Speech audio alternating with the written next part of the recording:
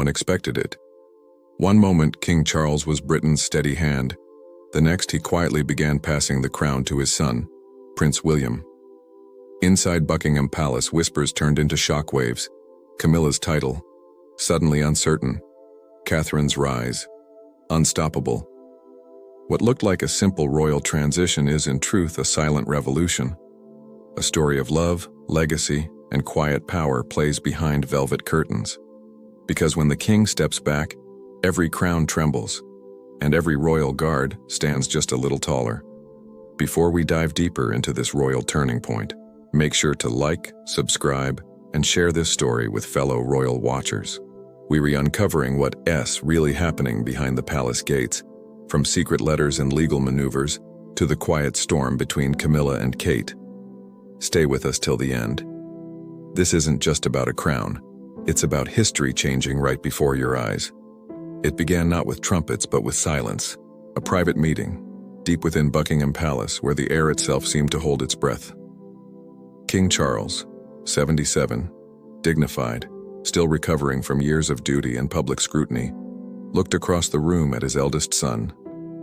For decades, William had been the heir. But on that day, in that moment, he became something else entirely. It wasn't an abdication. It wasn't even an announcement. It was something subtler and far more symbolic. A royal handover without fanfare, a quiet passing of command from father to son. A single document, sealed with the royal crest, would set the stage for a transition unlike any Britain had seen in modern times. No one outside those walls knew it yet, but history was already shifting beneath their feet. At first, even the senior courtiers were stunned. "The king isn't stepping down," one whispered. "He's stepping back." That difference in language meant everything. Charles wasn't giving up the crown. He was giving it forward. A soft transition, designed not to shock the public but to prepare them for the inevitable. For a man who had waited longer than any heir in British history, this was not an act of surrender.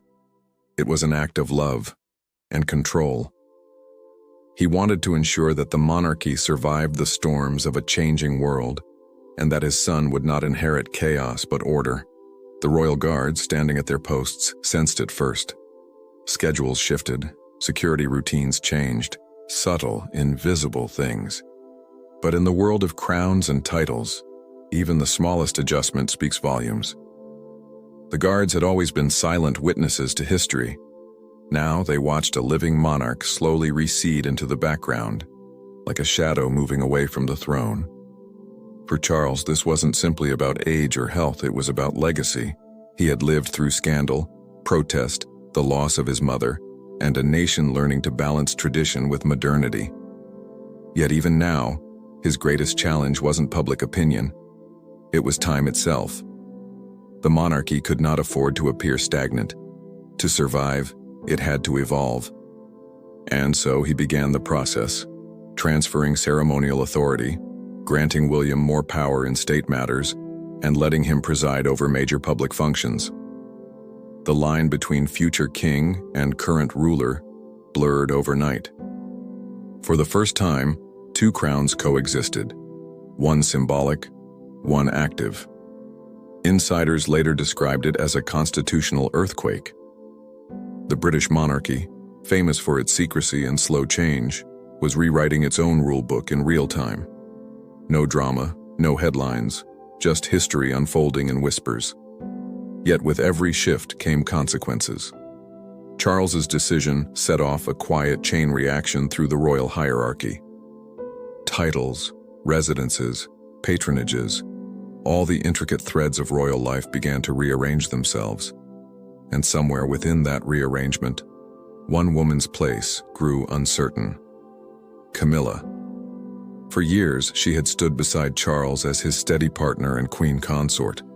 She'd weathered the storms of public judgment and media fire. She had earned her crown, or so it seemed.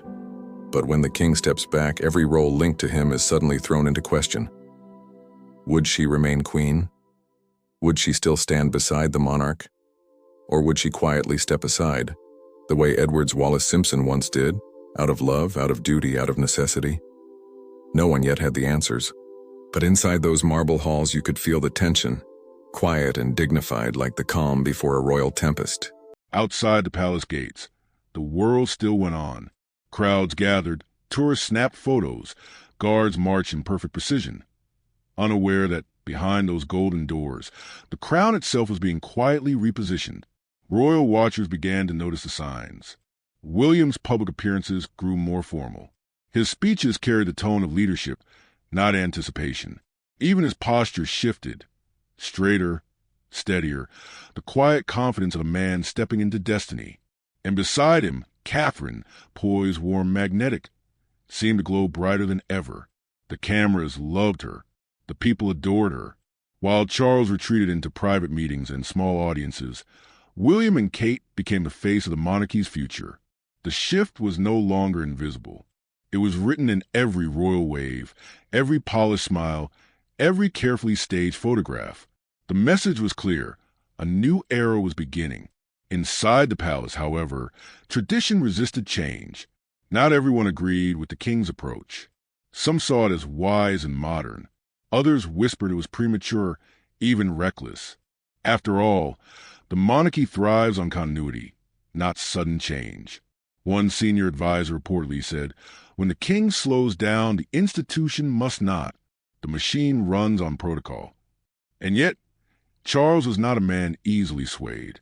He had waited too long to let fear dictate his legacy. In his mind, the monarchy was like an ancient clock, one that needed winding before its hands stopped turning. William, in his view, was the key. Behind closed doors, father and son began working as a team, not rivals, not replacements. The king advising, the prince acting. It was the closest Britain had ever come to witnessing a dual monarchy, the past guiding the future, step by deliberate step. Still, the quiet revolution carried emotional weight. For Charles, it meant letting go of the power he had waited a lifetime to hold. For William, it meant stepping into shoes polished by centuries of duty and shadowed by his mother's memory. Late-night conversations stretched into dawn. Old letters were revisited. Even the Queen's portrait in the corridor seemed to watch over them both, as if history itself was deciding whether to approve or not. And as the ink dried on each new decision, the palace grew a little quieter. The guard stood taller. The whispers spread faster. The crown, as it always had, endured, but the faces wearing it were changing. By the time word of the transition reached the press, it was already too late to call it rumor. The royal machine had begun to turn. Charles, ever the strategist, had made sure of that. His final act as monarch would not be a public abdication, but something more powerful, a father ensuring his legacy before the world could question it. And so, while the nation slept, a new chapter began. William's name appeared first on documents of state. His image led official broadcasts. The next time the national anthem played, the question whispered across Britain was simple, almost reverent. Is he king now? The palace, of course, remained silent. But those who had seen it happen, the courtiers, the guards, the quiet witnesses of history, knew the truth. A crown had not fallen. It had simply moved forward. It started with whispers, faint at first, like the rustle of silk in the corridors of Buckingham Palace. Then came the questions, not about the king, but about her. When Charles began transferring royal duties to William, the monarchy didn't just shift, it trembled. For Queen Camilla, the tremor reached straight to the heart of her title, her influence, and her place in royal history. For years, she had stood beside Charles, loyal and unwavering through public storms that would have crushed lesser spirits. But the moment Charles stepped back, the invisible rules of monarchy snapped back into play. Titles tied to the reigning king don't survive transitions untouched, and Camilla's crown, glittering and symbolic, suddenly felt heavier than ever. Behind palace doors, legal advisors gathered in hushed tones. The issue wasn't just etiquette, it was constitutional. Under British law, Camilla's title as queen existed only because her husband was the king. Once William took the throne, that bond would dissolve like mist under morning light. One question echoed through the palace halls. What happens to the queen when her king is no longer the king? It's a question with very few precedents, and none comforting. History offered warnings. Wallis Simpson became Duchess of Windsor after Edward's abdication, never queen despite marriage. Even Diana, after her divorce, lost her Royal Highness style. The crown is not sentimental. It obeys law and optics, not emotion. And so, Camilla's place in the royal hierarchy began to shift, softly, strategically, but unmistakably. Officially, the palace remained silent, but insiders noticed the first signs of retreat. Her public calendar thinned. Patronage events once listed under Queen Camilla began appearing under new names. Subtle adjustments, deliberate, precise. Aides called it a soft removal, not an exile, not a punishment, just a quiet redirection of attention. For Camilla, this was nothing new. She had lived her entire royal life balancing between public acceptance and quiet restraint. But this time it felt different. This time, the silence wasn't protective, it was isolating. She had earned her title through endurance, decades of scrutiny, ridicule, and resilience. Yet now, the crown she wore seemed to belong more to history than to her. Was she being erased? Or was she gracefully bowing out? Those close to her describe her as composed, outwardly serene, inwardly reflective. She'd survived worse, they said. The headlines, the comparisons to Diana, the endless public judgment. This was just another storm to weather. But even the strongest storm leaves traces behind. The press began to notice. Queen Camilla's upcoming schedule shrinks. One headline read, "Kate takes lead at palace charity event." Read another. Social media erupted. Hashtag Team Kate versus hashtag Team Camilla. Two sides of a cultural divide that refused to fade. Some saw poetic justice. Others saw quiet cruelty. TikTok videos replayed Diana's old interviews. Threads on X, formerly Twitter, argued over who deserved the title queen. It wasn't just gossip anymore. It was a generational reckoning. Inside the palace, loyalty split in silence. Some courtiers, who had long served Charles and Camilla, felt a sting of injustice. She stood by him when no one else did. One was overheard saying, "Now they're rewriting her ending." Others saw it differently. "This is evolution," they argued, "not erasure. The monarchy must modernize." Charles himself was torn. He had promised Camilla security, dignity, peace. But he had also sworn to protect the institution above all else. And when the institution demands sacrifice, even a king's heart must yield. That's the unspoken rule of the crown. Personal love can never outweigh public duty. And so, for the first time since his coronation, Charles faced an impossible balance, preserving his wife's dignity while handing his legacy to his son. Meanwhile, Catherine's presence grew radiant.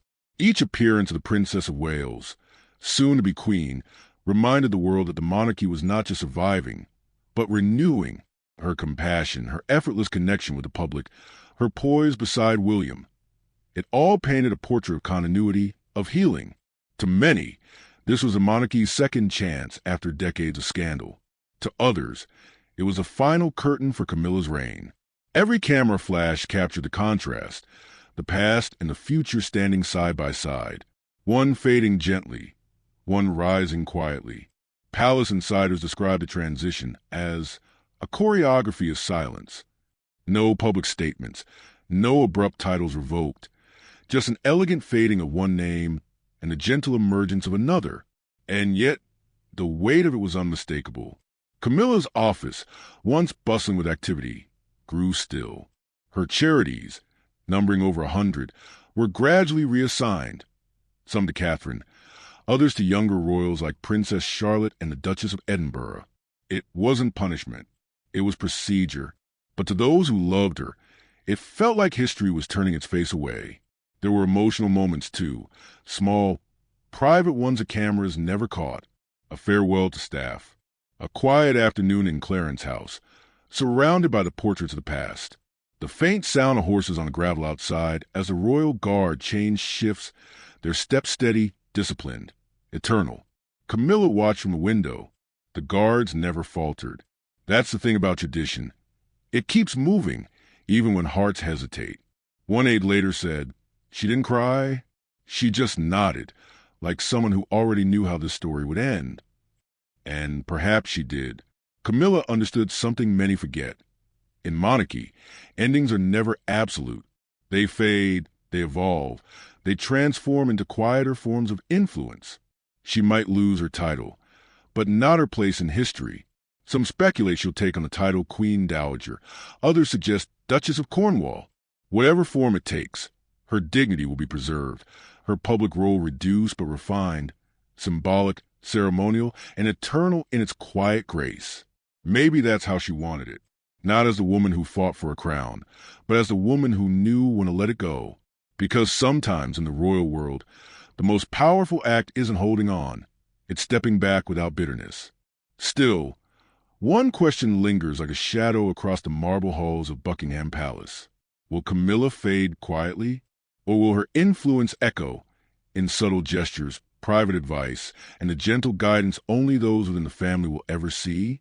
As William and Catherine ascend, the world watches, and somewhere in that vast, echoing palace, a woman who once redefined what it meant to be queen now prepares to do something far rarer, to redefine what it means to stop.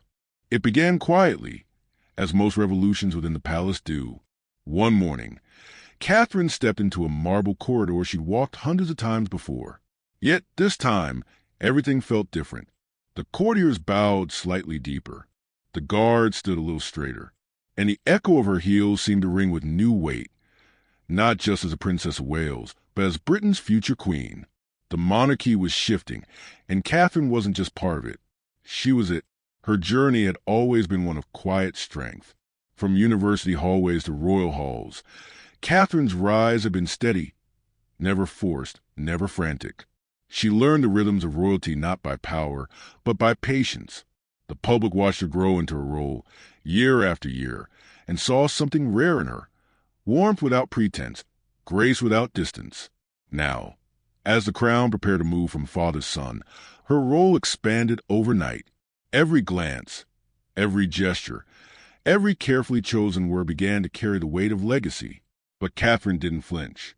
She adjusted. It's what she had always done, blend tradition with empathy, duty with humanity.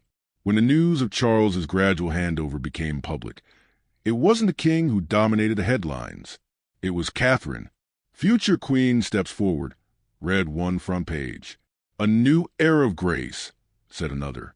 Royal commentators called her the modern face of monarchy. Even skeptics, those who once doubted whether she could handle the pressure, found themselves silenced by her quiet authority. It wasn't just about being liked. It was about being trusted.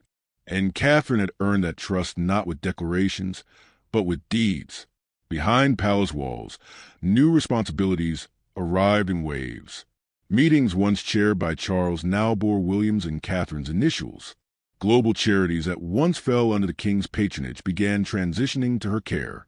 The balance of royal power was rearranging itself gracefully, but decisively. And through it all, she carried herself with a calm that seemed almost impossible amid the noise of transition. She makes everything look effortless, one royal aide confided, but she's never off duty. She reads every brief, reviews every plan, personally writes notes of thanks after engagements. The work never stops, and she never complains.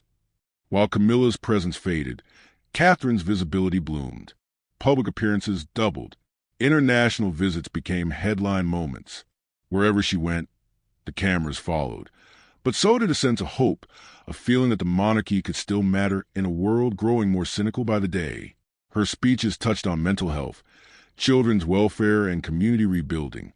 Yet even in these modern causes, she carried an aura of royal dignity, the kind Britain thought had lost since Diana's time. And that comparison wasn't accidental. For millions, Catherine had become the echo of Diana's compassion, redefined for a new century. Not imitating, but honoring the woman who once walked the same path. Public emotion swelled. Crowds gathered outside palaces not just to glimpse the king, but to cheer Catherine. "God bless you, your majesty," shouted one elderly woman during a public walkabout, her voice trembling with affection. Catherine smiled, gently corrected her, "Not yet," and held her hand a moment longer than expected. That's the power she had. She made royalty human again. Even the royal guards, those stoic pillars of discipline, seemed subtly changed. Their uniforms remained crisp, their silence absolute. But when Catherine passed, they stood just a touch prouder, as though recognizing they were guarding not just a queen-to-be, but a symbol of renewal. Inside the palace, William relied on her more than ever. Their partnership, once seen as romantic, had become strategic, a shared mission. Catherine wasn't just a woman beside the future king. She was the anchor holding the royal image steady. And yet, the pressure was immense. Every smile analyzed, every expression dissected. She knew that every public moment shaped not only her own reputation, but the monarchy's survival. Still, she handled it with that same composed grace, a balance of steel and empathy that turned critics into admirers. "She's mastered the art of presence," said one biographer. "She doesn't speak often, but when she does, people listen." Meanwhile, the global spotlight intensified. From Canada to Kenya, headlines called her the people's queen. Editorials described her as the bridge between tradition and tomorrow. It wasn't just the British who felt her influence. Across the Commonwealth, nations struggled with their own identities, saw in Catherine a softer, more human monarchy, one that could adapt, evolve, and still command respect. Her fashion choices, her parenting, even her quiet humor at public events became part of the legend. But beneath the elegance was discipline, the same discipline that defined the royal guards who stood beside her at every event. They didn't speak. She didn't boast. Together, they represented something eternal, duty, resilience, and quiet strength in the face of change. In private, Catherine was aware of the shadows that followed her crown. She knew Diana's memory still lingered. She knew that public love could turn as swiftly as it came. And she knew, too, that Camilla's quiet retreat left a silence the public would fill with speculation. But she also knew the monarchy's greatest power was continuity, and that her role was not to erase the past, but to carry it forward with dignity. Each time she stood beside William, she symbolized that continuity, not as a replacement for anyone before her, but as a living bridge between eras. The night before William's first official address as king, Catherine reportedly stood with him on the palace balcony, looking out over the dark London skyline. The city lights shimmered like jewels. The guards below stood motionless, their silver buttons glinting under torchlight. "This is where it begins," William whispered. Catherine simply nodded. She didn't need to say anything. She had already begun leading, not with words, but with grace. And so, when the dawn came and the new king addresses people for the first time, she stood beside him, calm, poised, radiant. Cameras captured the moment, but what they didn't capture was a quiet heartbeat of history pulsing beneath that scene. Because this was not just a rise of a queen. It was a renewal of belief that even in an age of division and doubt, grace and duty could still inspire. The monarchy had found its modern face, and her name was Catherine. The rain came softly that morning, the kind that drifts rather than falls, carrying the scent of old stone and wet rose petals. Outside Buckingham Palace, the royal guard stood unmoving, their scarlet coats bright against the gray sky. Inside, the world was changing again. It wasn't a coronation this time. There were no trumpets, no balcony waves, just the sound of footsteps echoing through polished corridors as history quietly turned another page. King Charles had signed the final papers, and with one signature, the crown passed, not fallen, not forced, but passed, to his son. The palace clock struck 11. In the courtyard below, the guards adjusted formation, a silent acknowledgement of transition. They didn't cheer. They didn't salute differently. But those who had served long enough knew what it meant when the banners changed at dawn. A new sovereign was in command.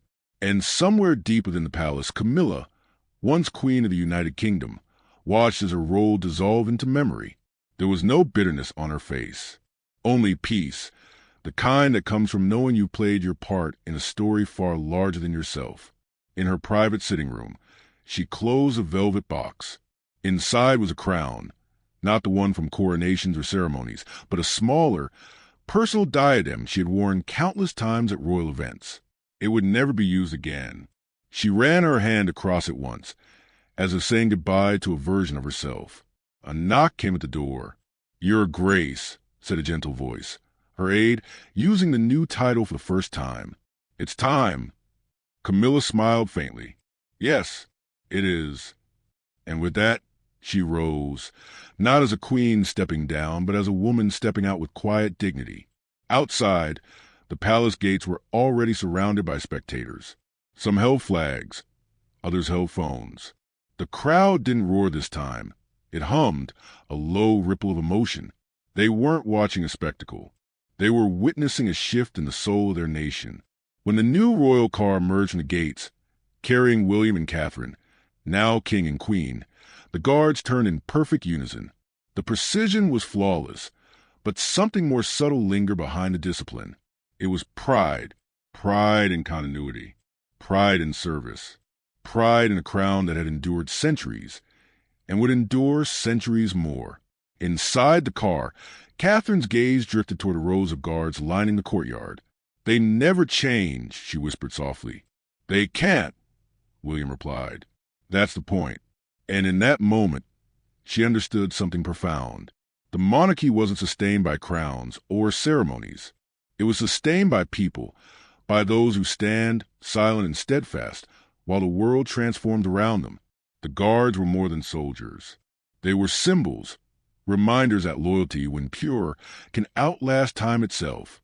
Later that afternoon, Charles appeared briefly on the palace balcony, not as king, but as father and elder statesman.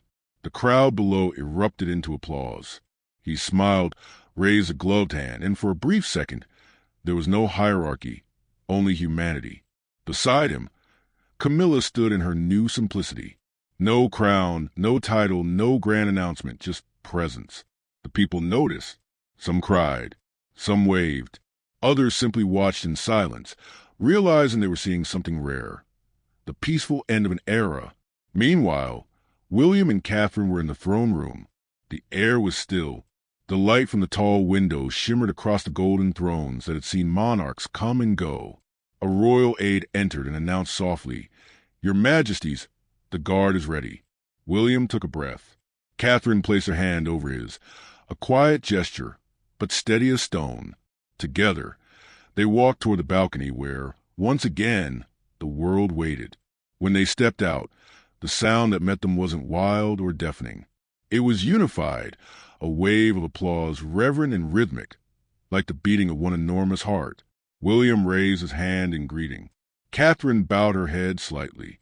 The royal guard below moved into a final synchronized salute, the same gesture performed for monarchs for hundreds of years. History, it seemed, was both ending and beginning at once. That evening, after the ceremony, the palace fell quiet. The corridors that had buzzed with preparations were still. The rain had stopped, leaving puddles reflecting the golden light of the palace lamps. Charles and Camilla dined privately in Clarence's house, their laughter faint but warm. William and Catherine met with advisors, their first full day of reign already set in motion. But the guards, the eternal witnesses, remained at their posts, their boots glistening with rainwater, their rifles gleaming in the soft glow. One young guard, newly assigned, looked up at the royal windows and whispered, barely audible, "It's different now." An older guard beside him answered, without looking away, "It always is, but the duty stays." And that is the truth of the monarchy, not found in jewels or titles, but in the unbroken line of duty that stretches through generations. Camilla's era faded with grace. Charles's reign closed with dignity. And William and Catherine's began with quiet purpose, a union of tradition and renewal, guarded by centuries of devotion and the silent strength of those who stand watch. As midnight approached, a single light remained glowing in the palace, Catherine's. She sat by the window, the crown resting beside her, gazing out at the city that slept under royal watch. Outside, the guards changed shifts one last time for the night, their silhouettes passing like clockwork through the mist. History had spoken, softly but unmistakably. The crown endures, the love remains, and the guards, forever loyal, keep watch through it all. And so, as King Charles steps back and William steps forward, the monarchy finds balance again, not through power but through purpose. Camilla's quiet dignity, Catherine's radiant rise, and the eternal loyalty of the royal guards remind us that history isn't just written in gold and marble. It's written in silence, in sacrifice, and the courage to let go. If you felt the power of this new chapter in royal history, don't forget to like, share, and subscribe for more untold royal stories that go beyond the headlines. Because the guards may stand still, but the story never does. Crown,